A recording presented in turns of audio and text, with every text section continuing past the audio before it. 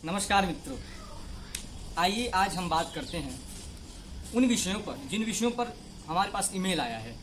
हो सकता है कि वह ईमेल यूँ कहूँ तो शिक्षा के पद्धति से लेकर के आया हो, या यूँ कहूँ तो वह विद्यार्थियों की मन की भावना है।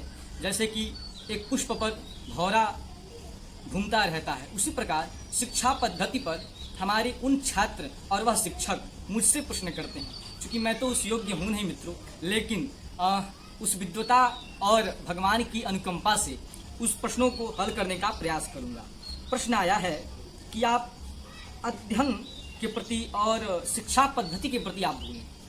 मित्रों, मैं शिक्षा पद्धति के प्रति मैं बोलूँ, चूँकि मैं जहाँ पर पढ़ता हूँ यूनिवर्सिटी में, काशी हिंदू विश्वविद्यालय में, उस विद्यालय में ऐसे कई महापुरुष हैं, कई ऐसे दिव्य पुरुष हैं जो कि बच्चों को अपने आवास पर रख करके, अपने घर पर रख करके और पढ़ाते हैं, और उनसे भविष्य तय होता है।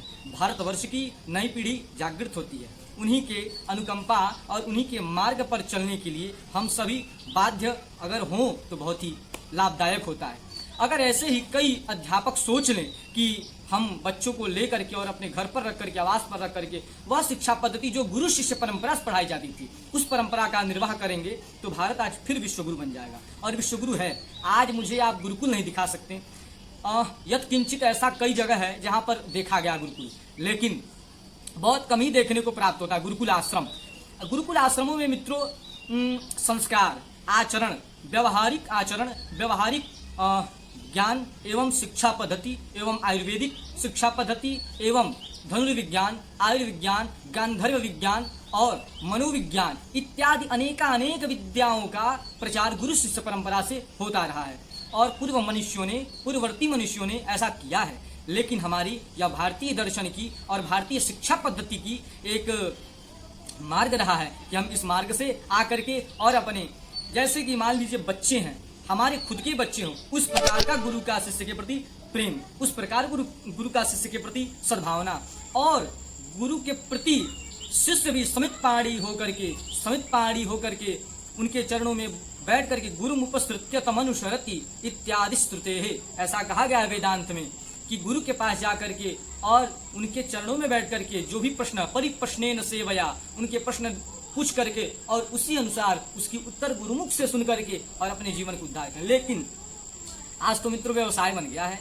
आज तो मित्रों एक ट्यूशन पढ़ा रहे हैं और उस ट्यूशन से लाखों की इनकम की सोच रहे हैं। आज हर एक जगह जहाँ देखिए तहाँ बस सिर्फ कोचिंग सेंटर है खुले। अच्छा, दूसरी बात यह है कि एक फिल्म आई थी आरक्षण। उस फिल्म को मैं जब देखता हूँ तो मेरे मन में एक अविरल भावना की उत्पत्ति होती है। वह अविरल भावना यही मित्रों कि उस फिल्म में एक अध्यापक रहता है और अध्यापक बच्चों को पढ़ाता है, और बच्चों को कम पढ़ाता है, वह एक अपना खुद का ट्यूशन खोला रहता है, अर्थात कोचिंग सेंटर, और कहता है बच्चों को कि आप उसमें जाए। यह एक सोचनीय विषय है। जब आप बच्चों को पढ़ाओगे ही नहीं तो बच्चे तो कोचिंग सेंटर में ही जाएंगे, और बच्चे को कोचिंग सेंटर में जाएंगे तो वहाँ धन देंगे, क्योंकि विद्यालय में, कॉलेज में, विश्वविद्यालय में और कॉन्वेंट विद्यालय में तो बच्चे देते ही हैं, लेकिन उसमें अध्यापक अपने कर्तव्य को नहीं पढ़ाते। और इसकी परिणाम क्या है? इसका परिणाम मित्रों यही है कि जो अध्यापक नहीं पढ़ाते उनके भी बच्चे वैसे ही रह जाते हैं। उनके भी बच्चे फिर निठल्लू बन करके ही इधर उधर घूमते हैं।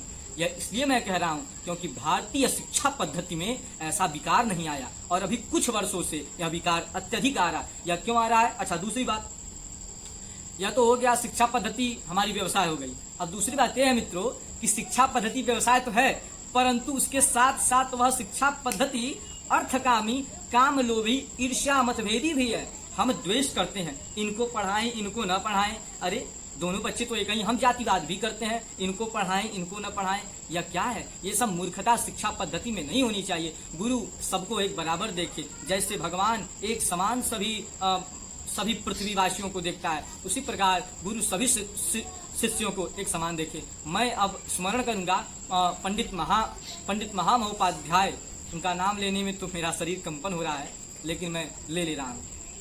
पंडित महामहोपाध्याय वाचस्पति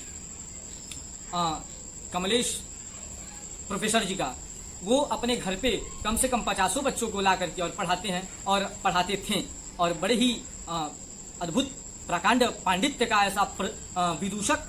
तो इस प्रकार से जो अपने पांडित्य का प्रदर्शन विद्यार्थियों में न करते हुए और विद्यार्थियों को प्रेम पूर्वक पढ़ाते थे, ऐसे महापुरुषों का हम स्वागत करते हैं और ऐसे महापुरुषों का हृदय से सविनय निवेदन करते हैं। इसी प्रकार जितने भी शिक्षक हैं इस वीडियो से वह सीख लें कि उनको भी अपने जीवन में ऐसे ही जाना चाहिए। इसी के साथ आप लोग से नमस्कार करते हुए एक बात और कहूंगा, इस वीडियो को अधिक से अधिक शेयर करिए और लाइक कीजिए, सब्सक्राइब कीजिए। नमस्कार, महादेव।